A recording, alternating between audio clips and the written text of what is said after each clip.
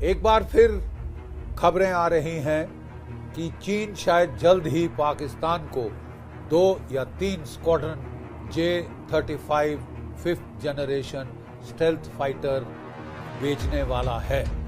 ये उसको बहुत डिस्काउंटेड प्राइसेस 50% कट प्राइसेस पर उसको सेल किए जाएंगे। पहले भी ये अटकल लगी थी, लेकिन ऑपरेशन सिंदूर के बाद चीन पाकिस्तान के फौजियों से खासकर बहुत खिन्न हो गया था। उसे लगा था कि पाकिस्तान ने चाइनीज इक्विपमेंट को मिस हैंडल किया और बुरा नाम दिया है पूरी वर्ल्ड मार्केट में। उनको लगा कि जो पाकिस्तान के जर्नैल हैं, वो एयर मार्शल जो हैं, वो सारे बी लाइन बना रहे हैं यूनाइटेड स्टेट्स की तरफ, क्योंकि उनको वहाँ पे अपना व्यक्तिगत निजी फायदा दिखाई देता है। सब जानते हैं कि फील्ड मार्शल मुनीर, जो कि हमारी तरफ से फील्ड मार्शल मुनीर खान है, उनको डोनाल्ड ट्रंप साहब ने लंच के लिए इनवाइट किया था व्हाइट हाउस में। तो चीन नेचुरली काफ़ी अलार्म्ड है ये जो पाकिस्तान का कभी यहाँ कभी वहाँ का रवैया देखकर। तो इसलिए चीन ने अपनी अप्रसन्नता काफ़ी साफ लफ्ज़ों में पाकिस्तान को जाहिर की थी, खासकर जब उन्होंने सीज फायर के दौरान जो बिल्कुल चीन से कंसल्टेशन नहीं करी थी। बहुत ही नाराज था चीन इसको लेकर। तो अब लीपापोती करने की काफ़ी कोशिश की है पाकिस्तान ने। पाकिस्तान की फौज भी अब बेंड ओवर कर रही है, क्योंकि वो समझ गए हैं कि अमेरिका से तो खास कुछ मिलेगा नहीं, और मिलेगा तो नाकों से डॉलर के दाम देने पड़ेंगे। तो वो इस फिराक में है कि हम जो है अब अपनी दुम को जलने से बचाए, क्योंकि हमारी निजात इसी में है कि जहां से सस्ते हथियार मिल रहे हैं, चीन से मिल तो रहे हैं, वहीं से लेते रहें। तो इसलिए अब जो लेटेस्ट खबर आई है कि उन्होंने काफ़ी लीपापोती की है, काफ़ी चाटुकारिता दिखाई है चीन के प्रति, चीन का गुस्सा शांत करने के लिए, और इसके चलते, इसके फलस्वरूप चीन उनको ये देने वाला है। जैसे मैंने आपको बता दिया, पहले से ही खबर है कि पाकिस्तान के पायलट ऑलरेडी चीन में है, इस 5th जनरेशन स्टेल्थ फाइटर पे ट्रेनिंग ले रहे हैं।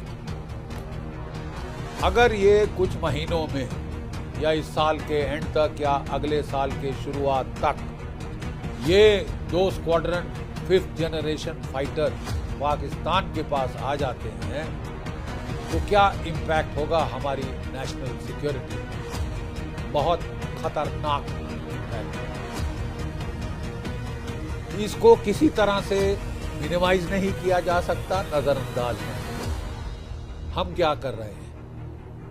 भारत की सरकार ने पूर्ण छूट दी है अपने प्राइवेट सेक्टर को, पब्लिक सेक्टर को हमारा आम का जेट फाइटर बनाने के लिए। उम्मीद है प्राइवेट सेक्टर के आने से ये जो रफ्तार है इंडक्शन की, ये बढ़ जाएगी। But the simple fact is कि ये रफ्तार जितनी भी बढ़ जाए, रियलिस्टिक एस्टिमेट है कि कम से कम 8 से 10 साल लगेंगे, जबकि ये फाइटर्स हमारी एयरफोर्स में आम का 5th generation indigenous jet fighter हमारी एयरफोर्स स्क्वाड्रन में सर्विस शुरू कर सके।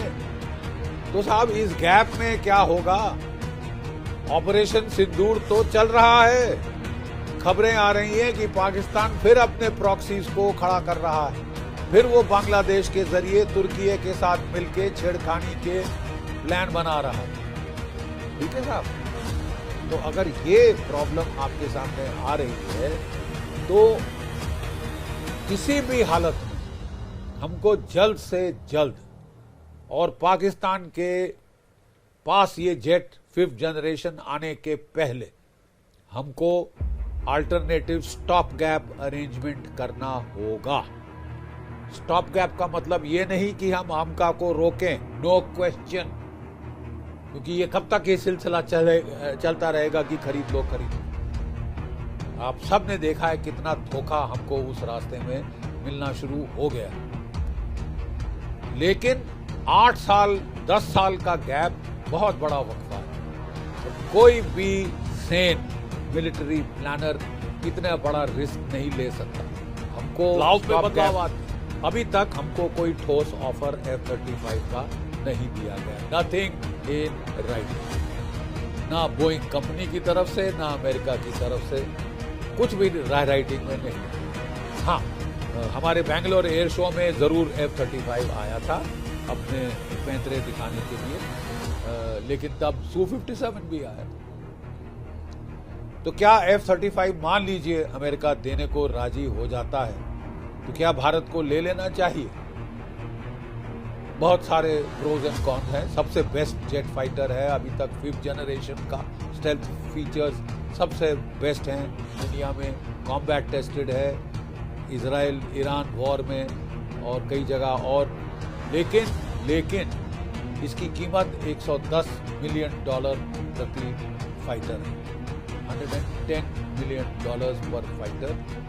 उससे ज्यादा बड़ी प्रॉब्लम है साहब मेंटेनेंस कॉस्ट। इसके जो मेंटेनेंस कॉस्ट है वो एक्सपोनेंशियल है, मतलब कोई और फाइटर का इतना मेंटेनेंस कॉस्ट नहीं है जितना इसका रडार पेंट पील ऑफ हो जाता है, रीपेंट करना पड़ता है, बहुत सारी चीजें रीएडजस्ट करनी पड़ती हैं, कंप्यूटर प्रोग्राम्स बहुत कॉम्प्लेक्स हैं, उनको चेंज करना पड़ता है, अपडेट करना पड़ता है, वगैरह वगैरह।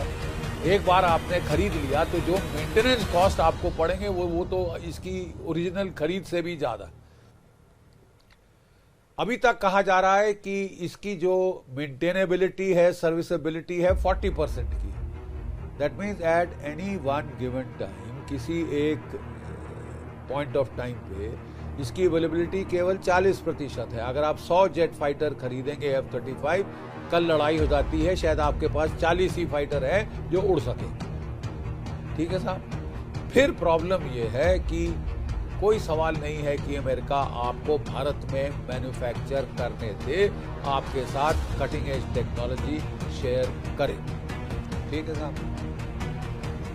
फिर प्रॉब्लम और है कि वो इसको सोर्स कोड भी शेयर नहीं करे, यानी आप इसको इंटीग्रेट नहीं कर सकते अपनी जो कि आकाश तीर इंटीग्रेटेड एयर डिफेंस सिस्टम है।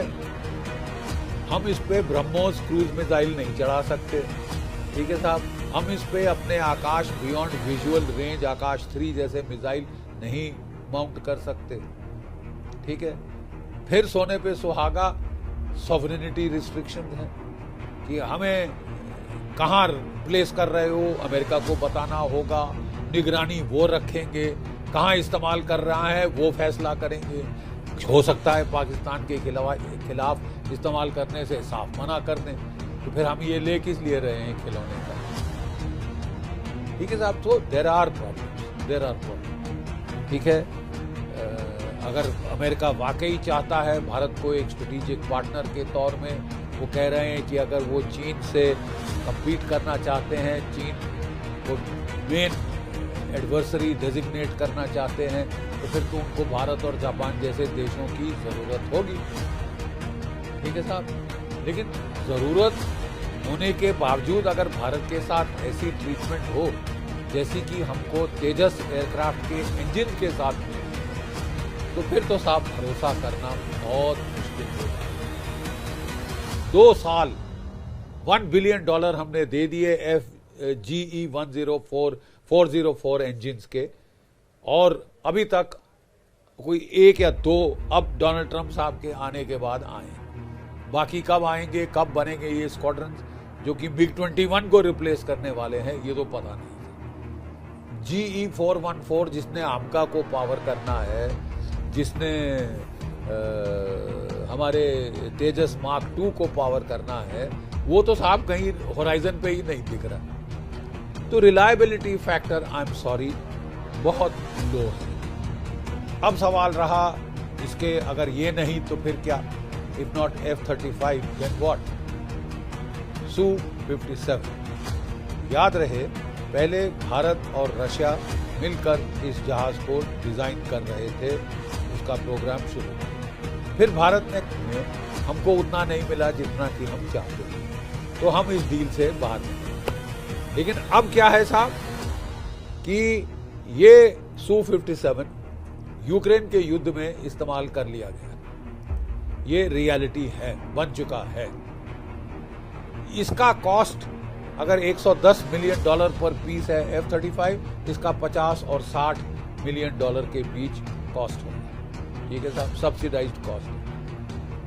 नंबर 1। नंबर 2 साहब, वो भारत को हमारे ही स्वदेश में मैन्युफैक्चर की इजाजत देने को तैयार है रूस। वो कह रहे हैं कि ऑलरेडी आप Su-30 मार्क MKI बना रहे हो, आप ये भी बना सकते हो भारतवर्ष में। इसका मतलब सप्लाई चेन इश्यूज बहुत अच्छी हैं और बड़ी उम्मीदें थी हमको डोनाल्ड ट्रंप की सरकार से, लेकिन जो कुछ हुआ है बिल्कुल विपरीत ही हुआ है। अनलेस डोनाल्ड ट्रंप साहब एक और पलटी मारते हैं, जैसे कि वो मारने में बहुत माहिर हैं, तो फिर शायद चीज़ें बदली हो, लेकिन तब तक हम ये रिस्क नहीं ले सकते। हम अपनी नेशनल सिक्योरिटी से खिलवाड़ नहीं कर सकते।